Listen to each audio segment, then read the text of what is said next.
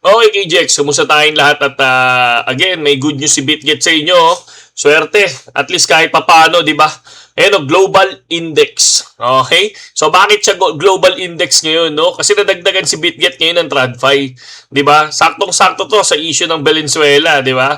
So, kung titingnan natin, ano ba yung TradFi na yan, di ba? So, isang isang mabilisang lang. Ang TradFi, at least kahit papano, di ba? Crypto, gold, forex, nasa iisang platform. 'Di ba? Yan yung isa sa maganda, 'di ba? Crypto, gold, forex nasa iisang platform. Kumbaga, at least kahit paano makikita mo yung global market versus sa crypto, 'di ba? So ngayon sa issue ngayon ni Valenzuela, kung mapapansin natin, ano ba yung tawag dito makaka-apekto sa ano ba yung makikita natin dito sa ano ibig sabihin nito? Ano ang epekto ng Valenzuela issue sa TradFi? So, kapag may mga political crisis kasi, sanction, tapos instability, number one dyan yung risk of sentiment. Yung investor kasi, umaalis sila doon sa mga risky assets. 'Di ba? Saan sila lumilipat karaniwan? Sa gold. Pangalawa, sa USD. So ngayon makikita natin yan kung lilipad ba to si gold. Tapos si USDT ba is babagsak? Sa totoo lang ngayon, bumabagsak na si USDT. 'Di ba? So makikita mo doon yung US dollar kung tumataas, 'di ba? So karaniwan kapag ganyan may mga yung tulad ng sinabi ko kanina, yung mga political crisis, sanction, tapos instability, yan umaalis sila sa mga assets na risky. Saan sila lumilipat? Again, minsan talaga sa gold and USD. So tingnan natin kung lilipad nga to sa crisis ngayon doon sa nangyayari ngayon sa Venezuela, 'di ba? Tapos number 2, yung oil and commodities angle, no? Venezuela, syempre ano ba yan? Equals major oil player yan. Kapag may issue, possible oil supply yung concern.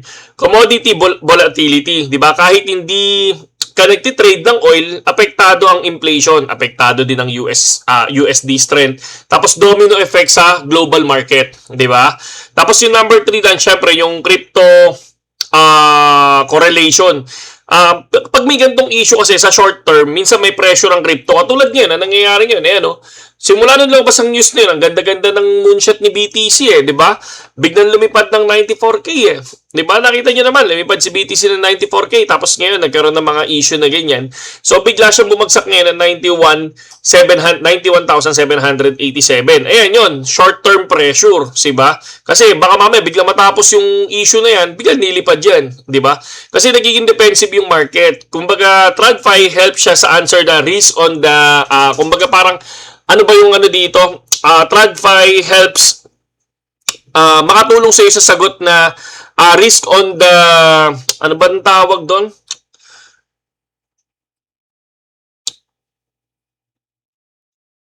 Risk of ang mundo ngayon. Parang gano'n. Diba? So, yun siya. So, syempre, gold, USDT strong. Syempre, yan yung mga pinupuntahan talaga nila. So, papalit na ba tayo ng US dollar? Syempre, ang Valenzuela kasi, syempre kung titingnan natin, example narrative ng Valenzuela, may example narrative nito, tong Valenzuela na to. Geopolitical issue ngayon, kaya nagiging risk off ang market, kaya mahalagang bantayan talaga yung gold natin, yung forex movement, sa TradFi, syempre, saan ka titingin? Syempre sa BitGet. Di ba? Dahil dito natin makikita yung kung defensive nga ba talaga yung global capital flow bago pumasok sa crypto. So, tingnan natin ano mangyayari. At least ako kahit papaano, itong trading view ko lang na to, nakikita ko na kung sino yung mga bumabagsak dyan. Tapos sino ba yung tumataas ngayon. 'Di ba? So far, wala 'Di ba? Bumabagsak. Si gold naman is naka-steady siya, sideways si gold. Si BTC naman, bumagsak siya ng 1.93%. At least tayo, kahit papaano, nakikita natin, okay, so may mga political crisis pala. O saan tayo, kunyari kung meron kang asset, saan tayo lilipat? Okay, go-gold muna tayo. Tapos, mag-ipon tayo ng USDT. So, ganoon lang kasimple. Ako, gustong-gusto ko lang to kasi meron ng stocks, meron ng TradFi, may on-chain na, may crypto pa. So, ano ba yung syempre ito, forex, di ba? Itong on-chain, ano ba to? On-chain kasi, ito yung mga coin ng mga large cap, no? Katulad ni BSC, katulad ni Solana, katulad ni Ethereum. So, Ayan siya, nandiyan dyan siya sa loob na yan. Kumbaga, kunyari, for example, on-chain. Sino ba yung on-chain? Sachi. Diba? Si Sachi, nandiyan dyan. So, sino pa? Si Nova AI, nandiyan dyan din sila. So, sino pa? Yung mga rug pull token, diba? Yung mga rug pull na ginagawa ng mga Pilipino, no? Para pag-investin din yung kapwa Pilipino, para ubusin, diba? Okay. So, nandiyan dyan sila. Tapos ito, crypto. Okay? Ako, ang iniingatan ko dyan, ayoko to. So, hindi ako nagtitrade sa on-chain. So, kasi hindi ako fan ng mga FAMPAN token or meme coin, di ba? Dito lang ako sa stocks, TradFi, and cryptocurrency. Okay? So, balikan natin naman yung ating Facebook, no? So, kung mapapansin natin sa Facebook natin kanina, ang ganda ng mga enter natin, no?